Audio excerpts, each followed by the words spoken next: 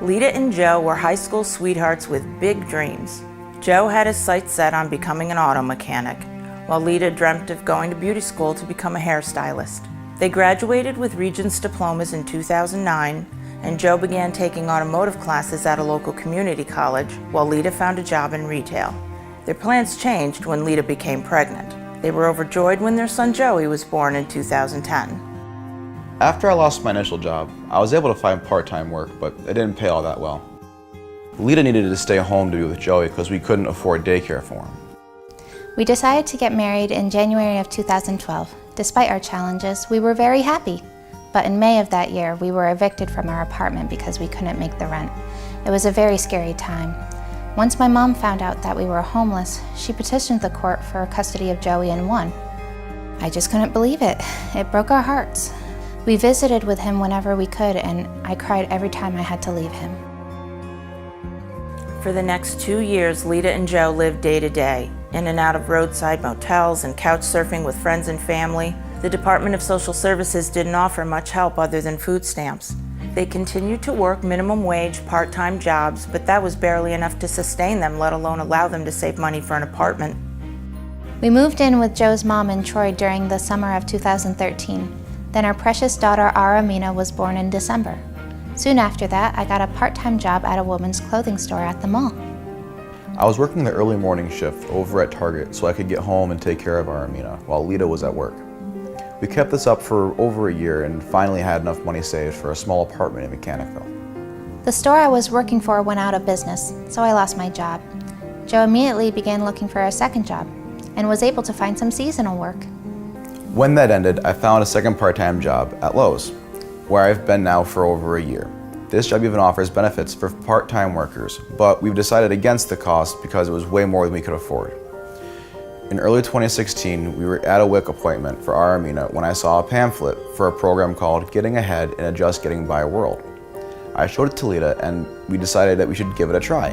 After all, what's the worst that could happen? Getting Ahead is a 16-week program offered by Captain to help people living in poverty learn the skills and tools necessary to build a sustainable life and begin writing their own future stories. Getting Ahead guides participants through the process of assessing their personal resources, such as financial, spiritual, physical, mental role models, and their support systems, and teaches how to build and strengthen those resources as part of their move towards self-sufficiency. Financial literacy, life and work skills building, goal setting, building healthy relationships, overcoming obstacles, and resource identification are just some of the program components that help people like Lita and Joe lift themselves up and build brighter futures. We started the classes that month and began to learn about budgeting, social capital, and how to identify and use the resources available to us in the best possible way. We met others in the class who were struggling, just like us. Together we set SMART goals and made plans that began to seem achievable. And most importantly, Joe and I were assigned 2 mentors, Ricky and Barry, who continue to help and support us as we look to a brighter future. When I first met Joe and Lita, I fell in love with them. They were obviously deeply committed to their marriage and family and were truly trying to build a better life. They took the classes seriously and did their best to put the lessons into practice. They graduated the Getting Ahead program in May of 2016, and Barry and I have been working with them ever since. In the beginning, we met with them weekly. Lita was very shy and Joe did most of the talking.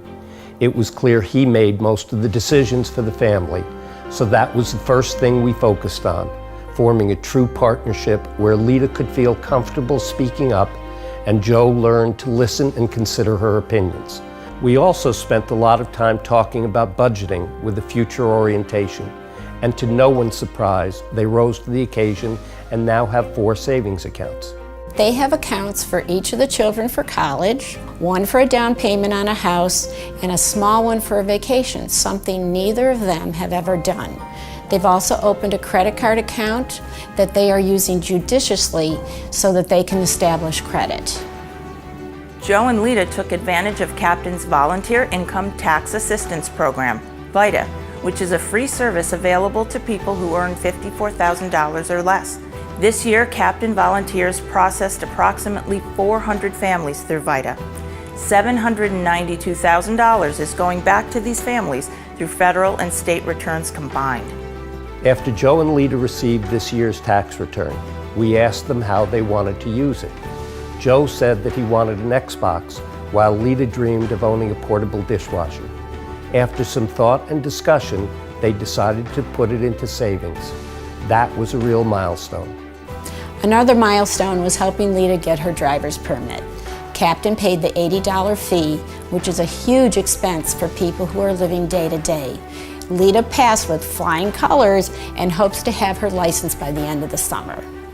Captain has been such a great help to us. In addition to the Getting Ahead classes and our mentors, we've used the food pantry a number of occasions to help through some rough spots. Lita likes to shop over at the Captain's Treasures, the next to new shop, where you can find some really nice things for a really great price. And they've also given us a bike to help Lita get back and forth to work when I'm not able to drive her. I can't believe how much better things are now. We are both working and making much better decisions about our money. We now have shared custody of Joey, and we will have him with us all summer. We also plan to petition the court for full custody very soon. Our Amina will start preschool in the fall, and Joe and I are starting to look into taking classes, so he can become a mechanic and I can be a beautician. Yeah, it really feels good to finally be getting ahead.